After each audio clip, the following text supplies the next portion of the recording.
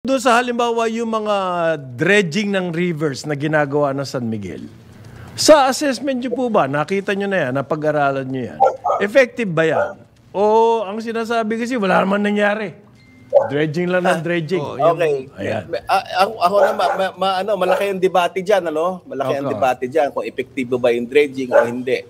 Pero ang alam ko, ang masasabi ko, so nakikita ko mga sinasabi ng mga scientists, kapag maganda ang iyong mga kabundukan, puno ng mga puno, yung siltation na nagpupunta na sa ilog at dinidredge natin ay mababawasan. Mababawasan, yes.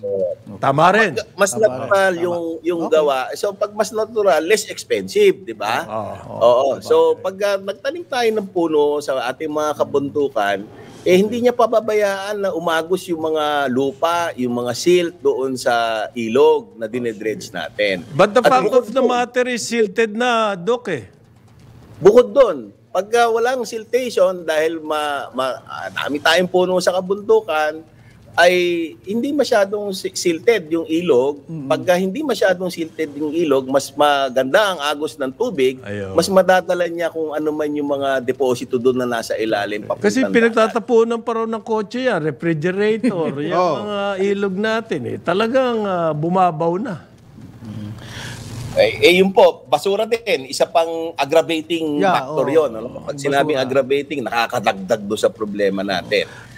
Bukod sa meron na tayong natural na baha, kinakalbo pa natin ang ating mga puno, yung kakaroon ng siltation, sinisimentohan natin yung mga lupa masyado, na hindi na nakakasipsip yung lupa, nagtatapon tayo ng basura. Those are aggravating factors.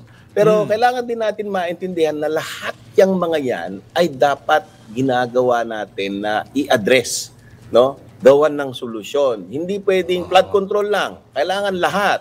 Diba? Kasi comprehensive talaga. Pati yung sinasabi nila, Doc, na magkaroon dapat ng mga kumbaga underground reservoir,